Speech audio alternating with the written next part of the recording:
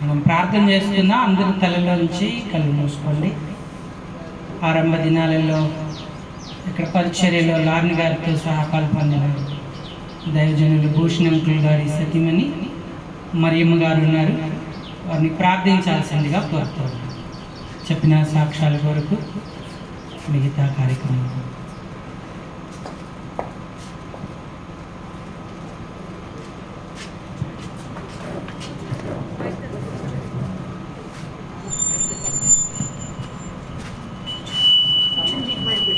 ప్రార్థన చేసుకుంటామండి.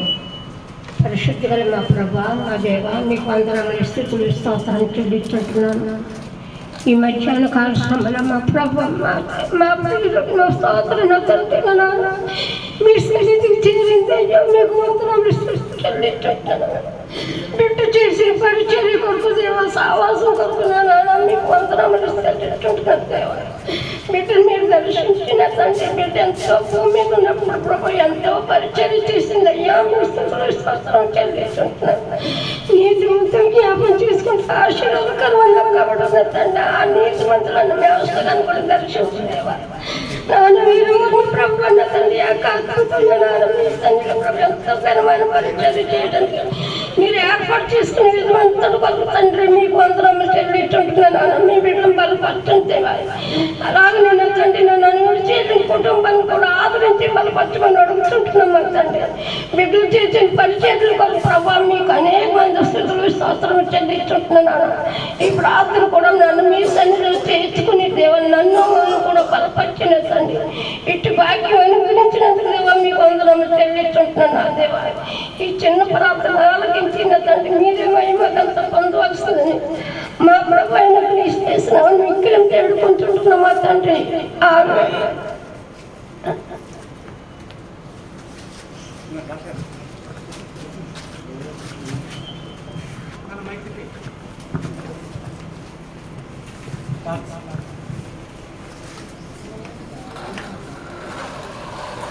సమయంలో దేవుని వాక్యాన్ని మనం చదువుకుందాం, బైబిల్ రీడింగ్ చేద్దాం.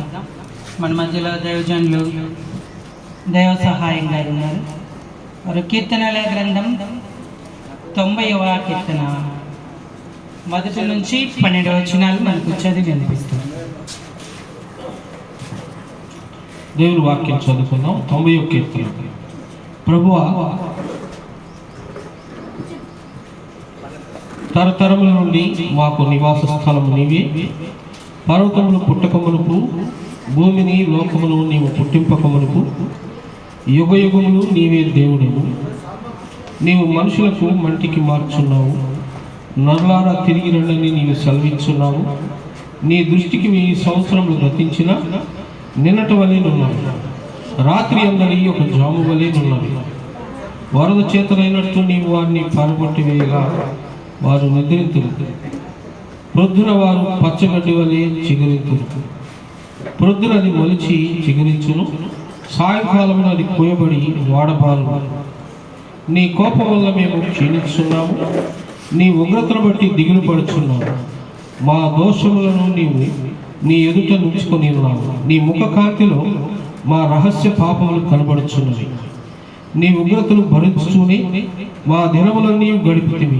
నిట్టూర్పులు విడిచినట్టు మా జీవిత కాలం జరుపుకున్నాము. మా ఆయుష్కాలము 70 సంవత్సరములు, అధిక బలమున్న ఎడల 80 సంవత్సరములు. ఆయనను వాటి వైభవము ఆయాసమే, దుఃఖమే, అది త్వరగా గతించును, మేము ఎగిరిపోదుము. నీ ఆగ్రహము ఎంతో ఎవరికి తెలియను, నీకు చెందవలసిన భయము కలని పుట్టు నీ క్రోధము ఎంతో ఎవరికి తెలియను. మాకు జ్ఞాన హృదయము కలిగజేయనట్లుగా చేయము, మా దినములు లెక్కించుటకు మాకు నేర్పము. దేవుడి పరిశుద్ధ వాక్యాన్ని దీవించును గాక. దేవుని వాక్యాన్ని చదివి వినిపించిన దైవజనులకి నా ప్రత్యేక వందనాలు తెలియజేస్తున్నాను. మరి యొక్క వాక్య భాగాన్ని కూడా చదువుకుందాము. 1 తెస్సలోనిక పత్రిక 4వ అధ్యాయము 13వ వచనం నుంచి 18వ వచనం వరకు మన మధ్య ఉన్నటువంటి సహోదరులు సదానందం బ్రదర్ గారు మనకు చదివి వినిపిస్తారు.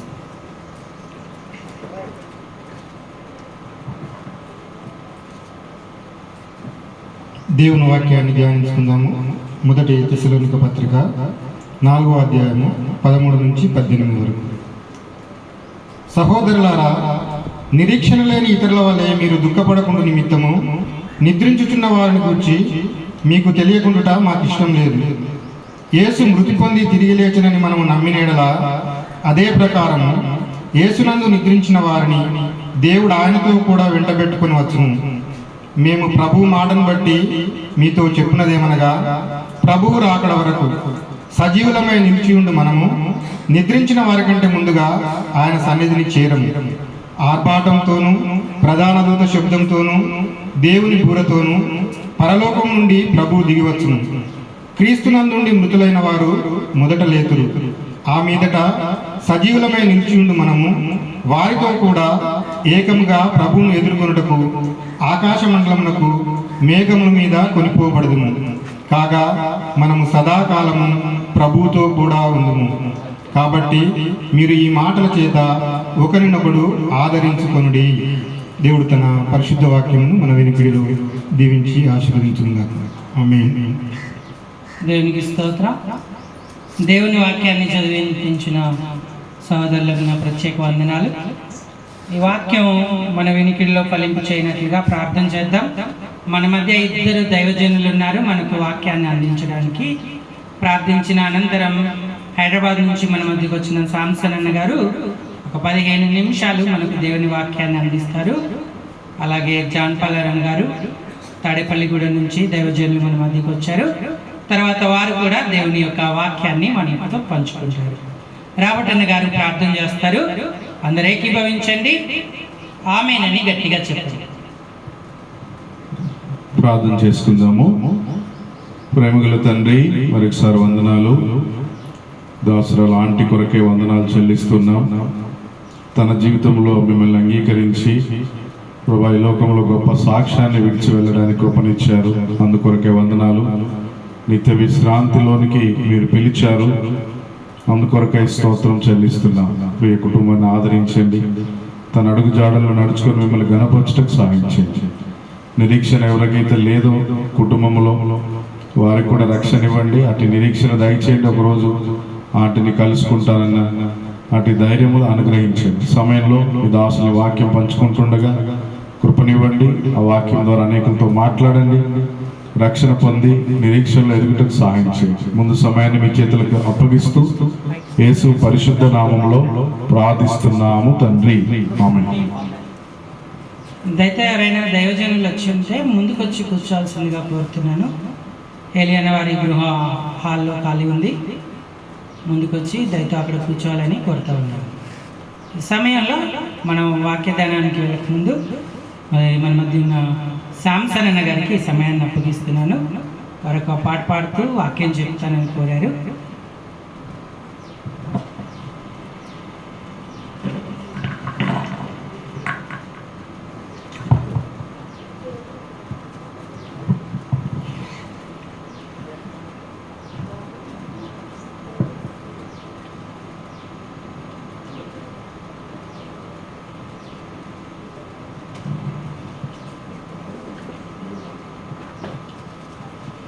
వ్యర్థము వ్యర్థం సర్వము వ్యర్థం నాశించు లోకం నాశము తథ్యం వ్యర్థము వ్యర్థం దుష్టలోకములో సర్వము చెడెను దుష్టలోకములో సర్వము చెడెను దీని అందం వాడిపోచున్నది దీని అందం వాడిపోచున్నది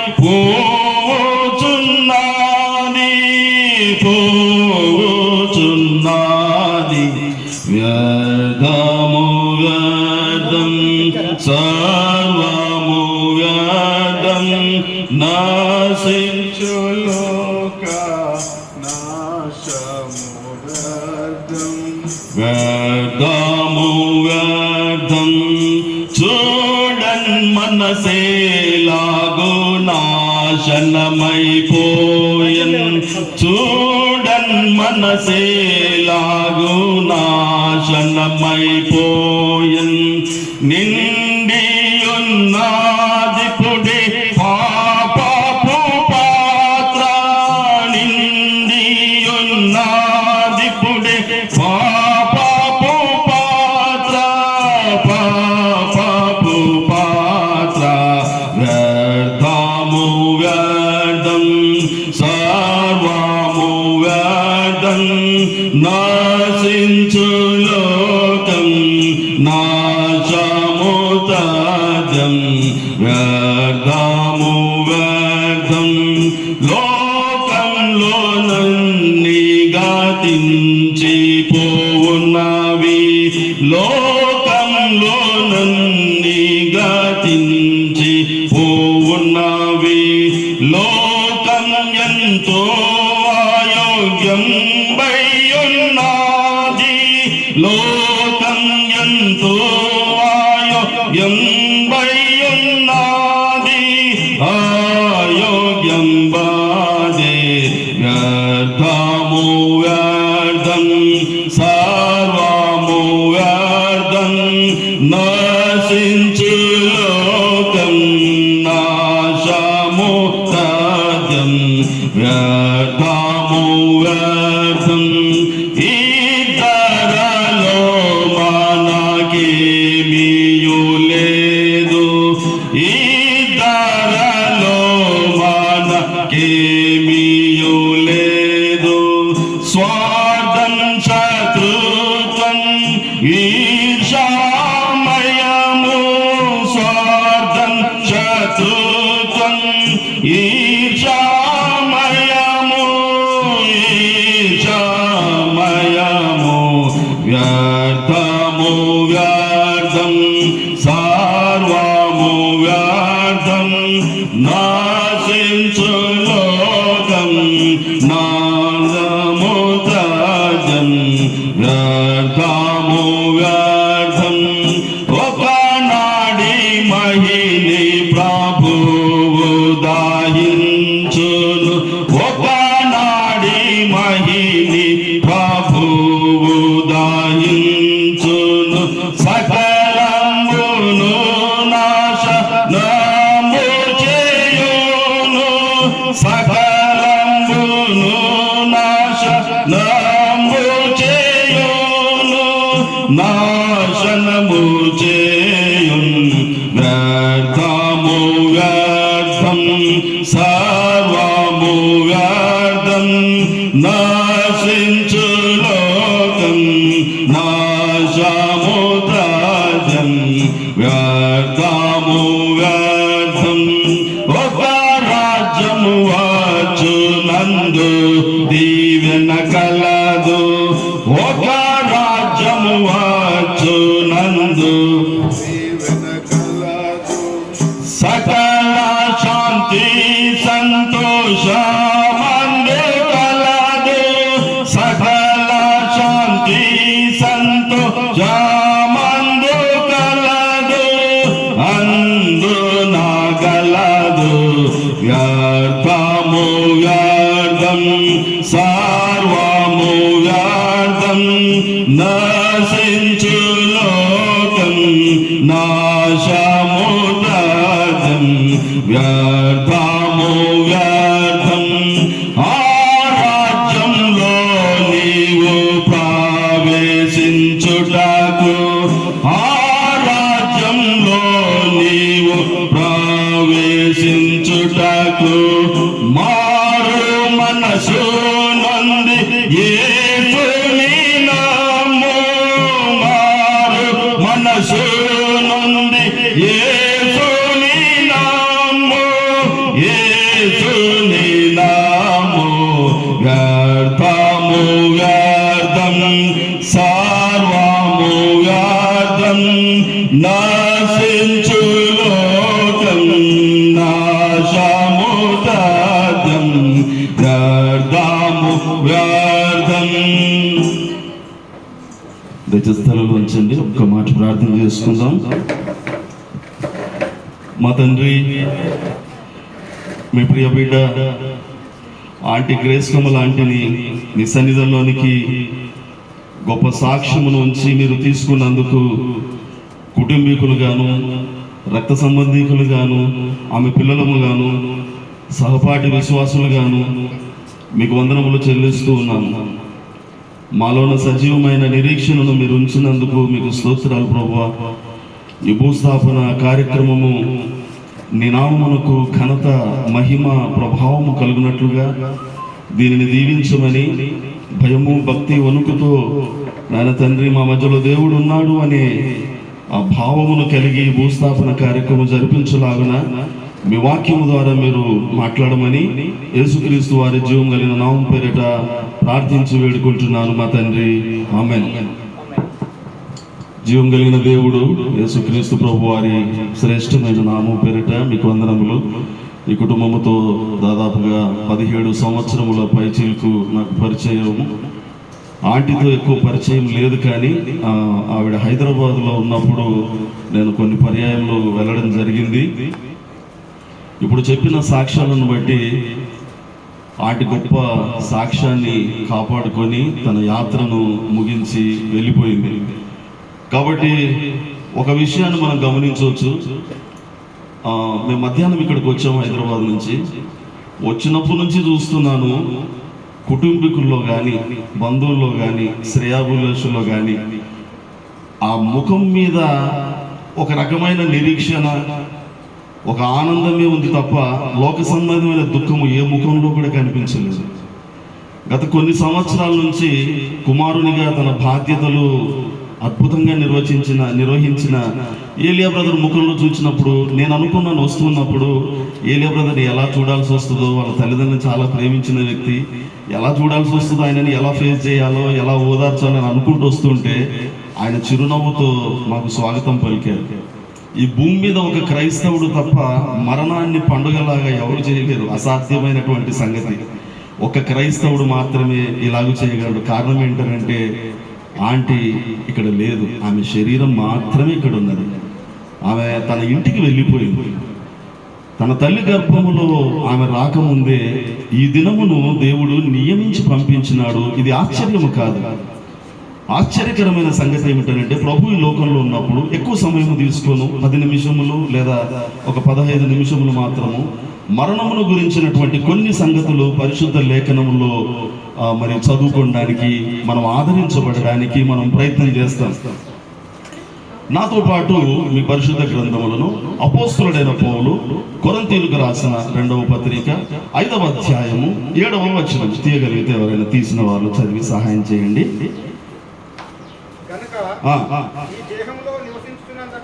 ఈ దేహములో నివసించుచున్నంత కాలము ప్రభువునకు దూరముగా ఉన్నామని ఎరిగి ఉండి చాలంతవరకు చాలు.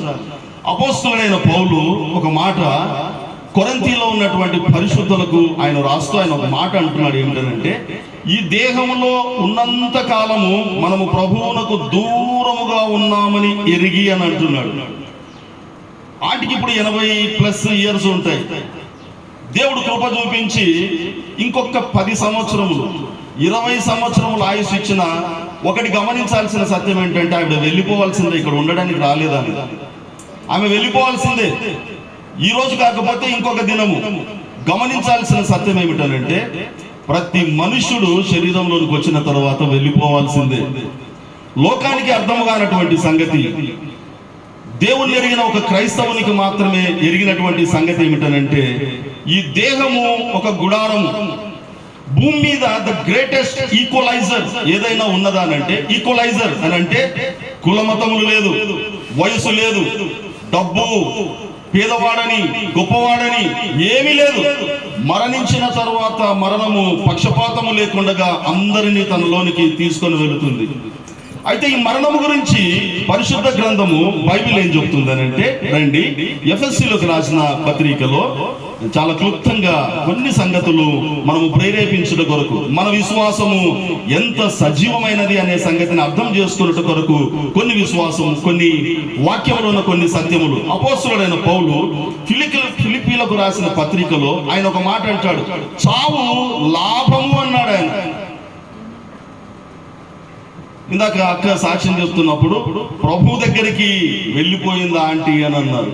ప్రభు దగ్గరికి వెళ్ళిపోయింది. ఏ ప్రభువు ఏ దేవుణ్ణైతే ఆమె విశ్వసించిందో, ఎంత నిరీక్షణ కలిగి ఉన్నదో ఆ ఇంటికి ఆమె వెళ్ళిపోయారు. ఇక మన నిరీక్షణ, అందుకోసమనే ప్రభు ఈ లోకంలో ఉన్నప్పుడు కూడా ఒక మాట అన్నాడు ఏడ్చే వాళ్ళని చూసి. ఏమన్నాడు? లాజరు సమాధిలో ఉన్నప్పుడు 4 రోజుల తర్వాత ప్రభు అక్కడికి వెళ్ళిపోయిన తర్వాత ఈ వెప్ట్ అని ఉంటుంది, ఆయన కన్నీళ్లు కార్చనని ఉంటుంది. ఎందుకు కన్నీళ్లు కార్చాడు? నిరీక్షణ లేనటువంటి ఏడుస్తూ ఉన్న వారిని చూచి ఒక కారణం అయితే, ఇక రెండవ కారణము, మనుషుని మరణించుట కొరకు దేవుడు చేయలేదు, కానీ బుద్ధిహీనముగా అవిధేయతను బట్టి మరణమును తెచ్చుకొని తన స్వరూప్యము, తన స్వారూప్యత, తన పోలిక కలిగిన మనుషుడు నిర్జీవముగా సమాధిలో ఉండుట చూచి ఆయన ఏడ్చాడు, ఆయన కన్నీళ్లు కార్చాడు. ఈరోజు కూడా నిరీక్షణ లేని ఇతరుల వల్ల మనం ఏడవము. అమలారా, నా కోసం ఏడవకండి, మీకోసము మీ పిల్లల కోసం ఏడవండి అన్నాడు ప్రభు. ఎందుకన్నాడు? ఇక్కడ ఏడుస్తున్నటువంటి వాళ్ళు ఒక విషయం గుర్తుపెట్టుకోవాలి. వాళ్ళ బంధువులు కావచ్చు, వారు సంఘస్థులు కావచ్చు, వారు రక్త సంబంధికులు కావచ్చు. ఒకటి గుర్తుపెట్టుకోవాలి, ఏ కారణం బట్టి ఏడుస్తున్నావు ఆంటి విషయంలో? ఆమె ఒకవేళ శరీరంలో ఉంటే పాపము చేయడానికి 100% అవకాశం ఉన్న శరీరంలో ఉన్నదామె. ఇప్పుడు పాపమునకు విముక్తురాలామె. ఇప్పుడు పాపము చేయలేదు, పాపము యొక్క తలంపులు ఆమెకు రావు.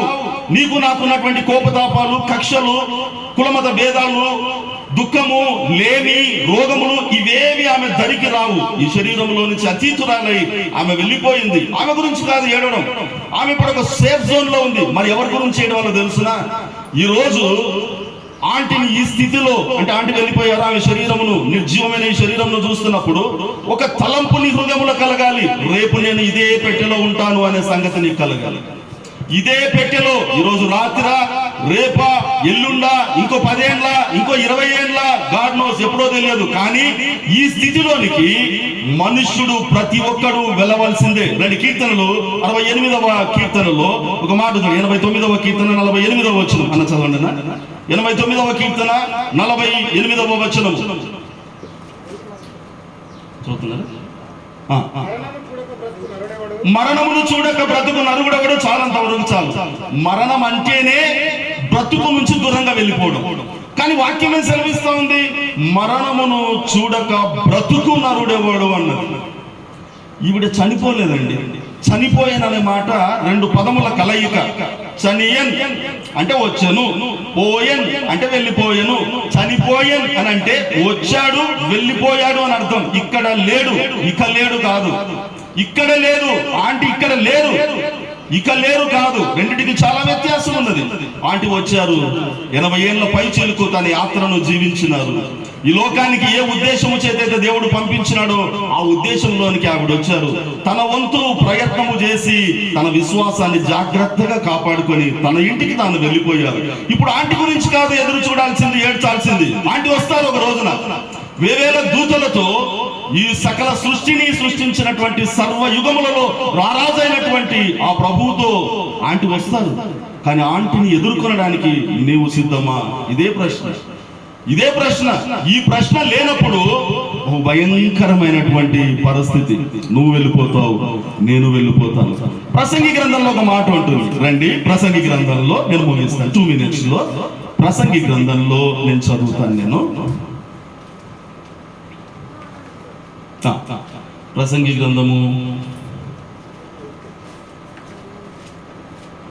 12వ అధ్యాయంలో నేను ఒక్క మాట చదివి నేను ముగిస్తాను. చదవండి అన్న, ముందు నుంచి చదవండి.